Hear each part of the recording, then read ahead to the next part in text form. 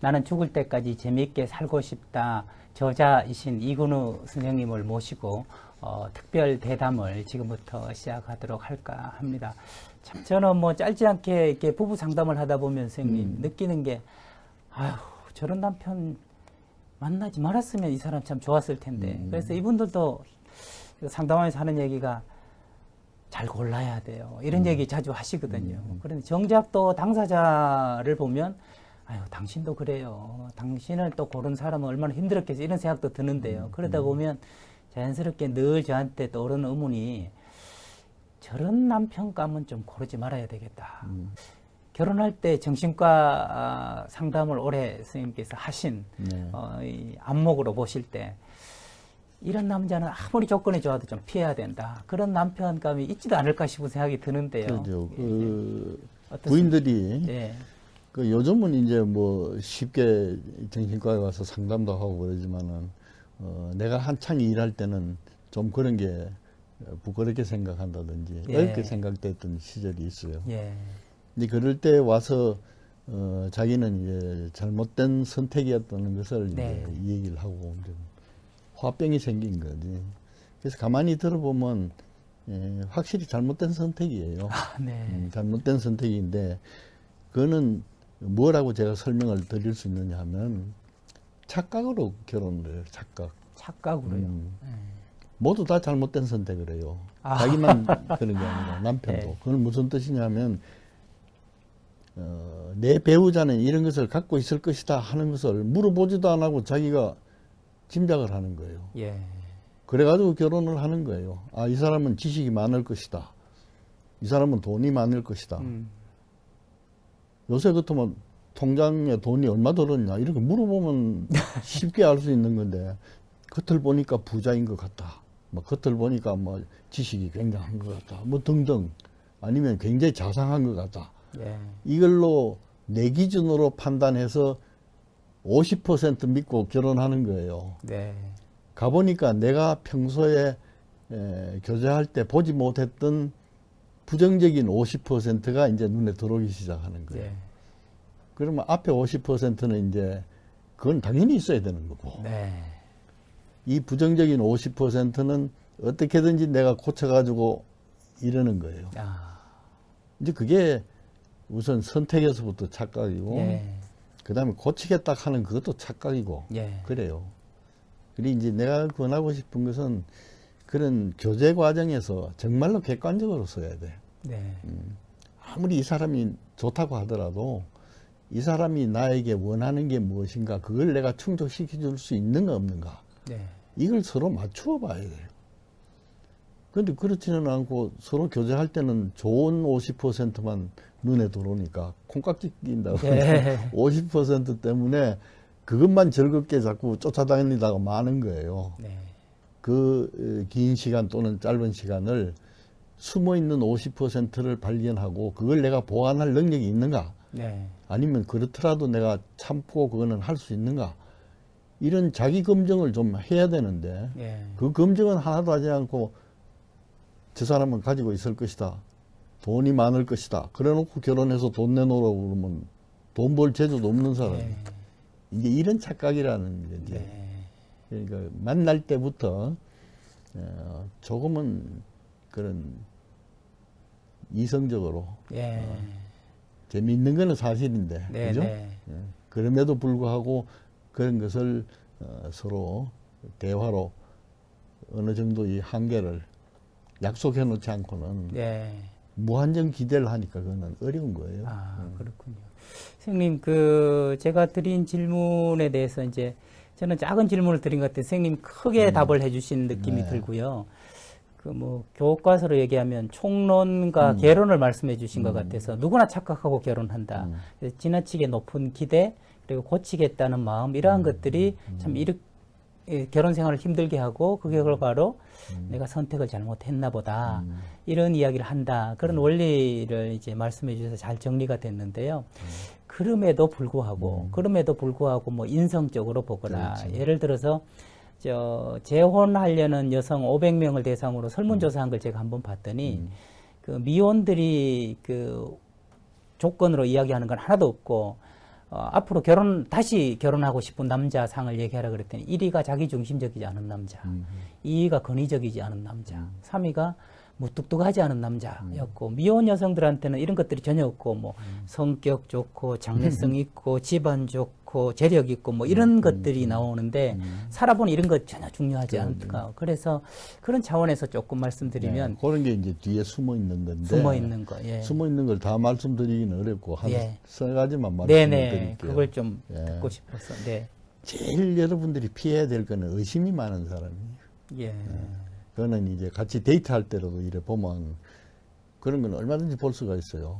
자꾸 뭐 두리번거린다든지, 조금만 무슨 행동하면 너 왜 그래든지, 네. 또 약속 시간을 해놓고는 왜 뭐 3분 늦어서 뭐 3분 동안 뭘 했느냐든지, 네.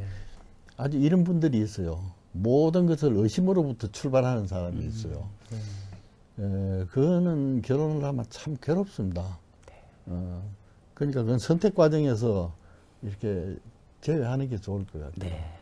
의심이 많은 네, 분들은. 네, 네. 근데 의심이 많다고 해서 다 부정적인 건 아니에요.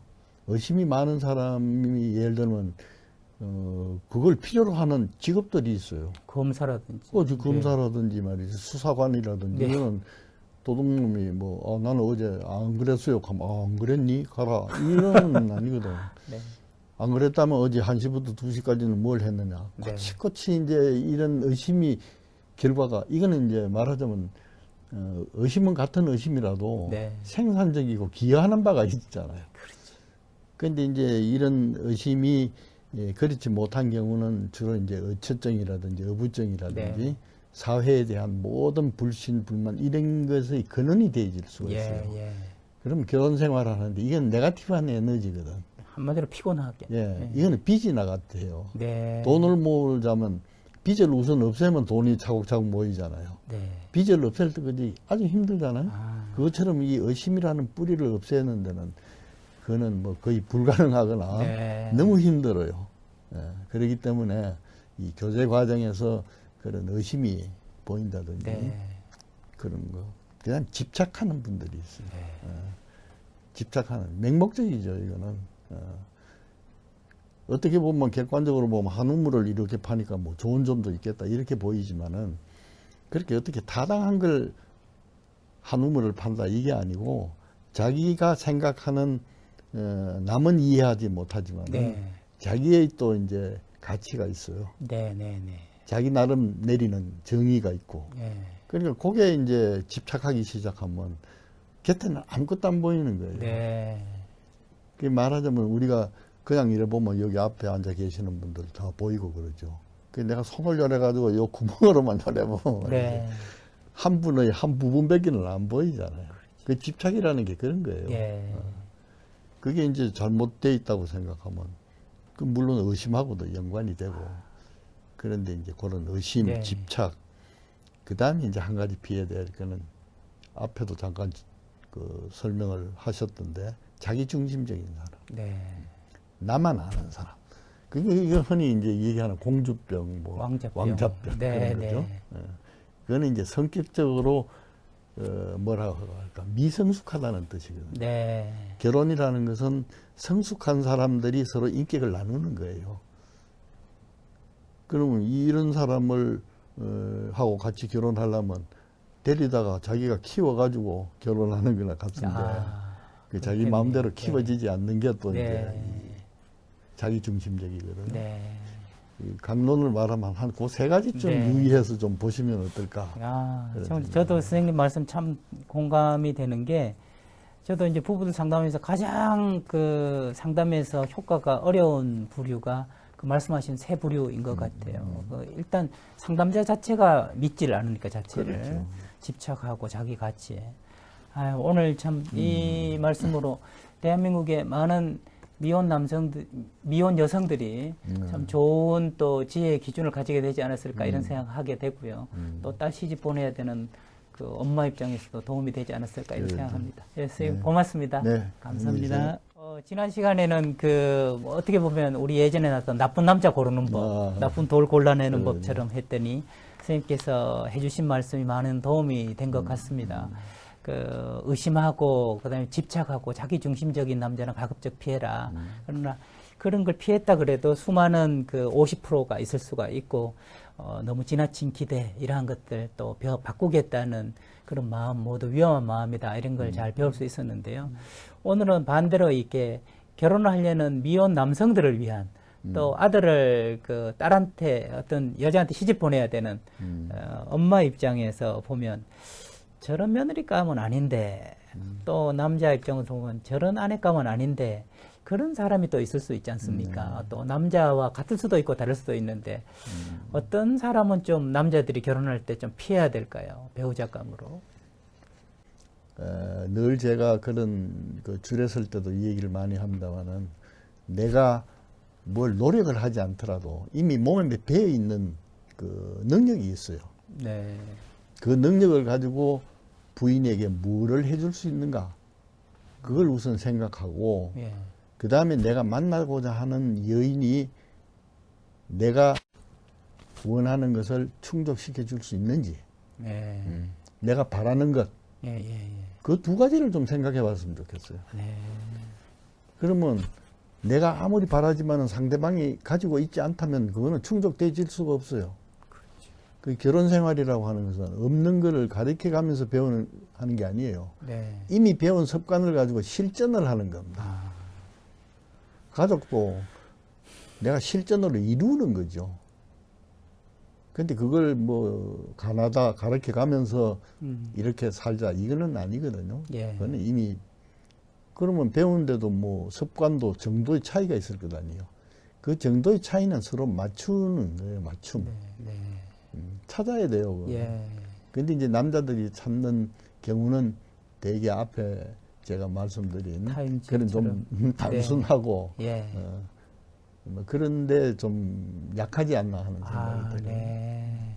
선생님 말씀을 좀 제식으로 풀어서 생각을 해보자면 남자들이 주로 이제 개그에도 나와서 하는 게 첫째도 예쁜가, 둘째도 예쁜가, 셋째도 예쁜가, 넷째는 날씬한가, 뭐 다섯째는 날씬하고 예쁜가, 뭐 전부 용모를 가지고 일단 보지 않습니까? 그 보고 또 자기가 좋아하는 아까 뭐 타임지처럼 학력이 좋은가, 뭐 집안이 좋은가 그런 단순한 몇 개가 되면 야 이건 이상적인 여자를 찾았다. 그렇지만 실제로 살아보면 선생님 말씀하신 우러나온 습관, 우러나와서 자연스럽게 할 수 있는 것 그것과 더불어 살아야 되니까 총각 때라도 그걸 좀 보려는 의식적인 노력을 좀 기울여야 되겠군요. 그걸 볼 수 있다는 것은 네. 결혼해서 그때 발견할 수 있는 부정적인 50%를 네. 내가 이미 보고 네. 내가 감당할 수 있는가, 네. 보완할 수 있는가 이 판단을 갖고 결혼을 하기 때문에 그런 위기가 훨씬 줄어들이라고 생각을 합니다. 교수님 그런데 그 정도 볼 수 있는 시야가 확보되려면 한 60대에서 결혼해야 되겠는데요. 그 5, 60대 해가지고 야 그런 습관이 우러나왔다 이러니까 그렇죠. 좀 20, 30대 철없는 우리 그 아들들, 손주들 세대를 위해서는 과거에는 그랬어요. 예. 과거에는 한 60대야 이제 그런 생각이 할 수가 있는데 그때는 걱정할 게 없는 게 뭐 열 몇 살 때도 부모들이 다 정해주잖아요. 네. 근데 요새는 정보화 시대이기 때문에 예. 뭘 뒤져도 그런 거는 다 있어요. 네. 어떤 게 지혜로운가, 어떤 게 지혜롭지 않는가. 그런 지식은 있겠죠. 나는 어느 정도의 네. 위치에 가 있는가 이런 것을 검색하면은 네. 스스로 자기를 모양을 그릴 수가 있어요. 네. 네. 혹시 그런 건 그러니까 없을까요? 걱정하실 선생님? 거 없어요. 예, 전번에 말씀해 주셨듯이 자기 중심적이고 의심하고 집착하는 그런 특성을 뭐 한두 개라도 혹시 조금 이런 여성은 역시 좀 곤란하지 않는가? 그것도 맹 이제 집착이라든지 뭐 자기 중심이라든지 예. 뭐 이런 거하고 다 연관이 되는데 예. 이제 그 어머님을 대체로 이렇게 객관적으로 볼 때 네. 애들을 얼마나 괴롭히고 있는 엄마인가 예. 아니면 그 자녀들의 그런 자율성을 좀 키우려고 하는 엄마인가? 장모가 말이죠. 응? 장모가 아니면 장모도 그렇고 저게 그 부인도. 부인도. 네. 근데 이제 이거는 우리가 부부지만은 서로 다른 성격을 갖고 있고 또 한 사람은 교과서에 나오는 병적인 성격이라고 하더라도 네. 그것이 배우자가 뒷받침하고 그것을 보완할 수 있으면 네. 그 부부 관계는 괜찮은 부부 관계가 네. 되는 거예요. 네. 알겠습니다. 알겠습니다. 그러니까 너무 이제 뭐 이런 이런 사람은 조건, 기피해라 네. 이래 뿌리면 네. 검사 될 사람도 기피해라 이래 되는 그 또 네. 착각으로 빠지기 때문에 네. 그거는 이제 개별적으로 생각을 해야 네, 된다. 그렇군요. 좀 저는 자꾸 좁게 들어가서 뭔가 한정 지으려는 지금 질문을 드리고 있는데 선생님 말씀 통해서 조금 힌트라도 제가 얻게 되는 것은 그 남녀 공이 의심하고 집착하고 자기 중심적인 사람은 좀 곤란하다. 예, 그거는 스스로도 이제 감당할 수준이 있으면 돼요. 네, 왜 그러냐면 예를 들어 이렇게 생각하면 돼요. 굉장히 의존적이고 그 공주병이 걸려 있는 사람을 네, 정말로 임금님처럼 네, 왕자처럼 모든 것을 탁 해결해 줄 수 있는 사람이면 네, 그건 왕자병이 심하면 심할수록 그거는 아주 깨가 쏟아지는 부부가 될 거예요. 네, 그런데 이제 그런 하해 같은 임금님이 안 계신다는 데 네. 문제가 있죠. 저도 뭘 상대방으로부터 받으려고 하는데 받으려고 하고. 그러니까 좀 이상적인 얘기지만 어느 스님이 결혼을 하려면 길 가는 여자 아무하고나 결혼해도 행복하게 해줄 수 있다. 이런 자신이 있을 때 결혼해라. 뭐 이런 이야기를 하시는데 그건 그만큼 그러한 그 빛 같은 거 아까 말씀하신 빛 같은 데서 좀 자유로워서 성숙해지고 좋은 사람이 될 때 결혼하는 게 필요하다. 이렇게도 볼 수 있겠군요. 근데 네. 그거는 난 조금 미성숙할 때 하는 게 더 나아요. 아, 그렇습니까? 네. 성숙해가지고 하면은 예. 각 개인은 성숙하고 예. 조건은 좋고 예. 이렇더라도 결혼 생활이 원만하지 못해. 아, 오히려요? 네. 그건 타협의 여지가 없기 때문에 그래요. 네. 이미 자기가 그런 가치를 가지고 공고히 성공한 사람이에요. 네. 근데 다른 사람은 또 B라는 가치를 가지고 성공했는데 네, 네. 이걸 섞으려면 너무 힘들어요. 아, 그러니까 그런 거 저런 거 잘 모를 때 네. 조금 미성숙할 때 네. 아 이거는 뭐 주고 싶은 마음이 있을 때 네, 네. 그러고 또 좀 이런 걸 받고 싶은 마음이 있을 때 그럴 때 이제 서로 결혼을 해서 네. 주고받고 하면 재밌는 결혼이 되지 않을까. 네. 요새는 결혼 연령이 너무 늦어요. 그런 거 저런 거 다 따지다 보니까.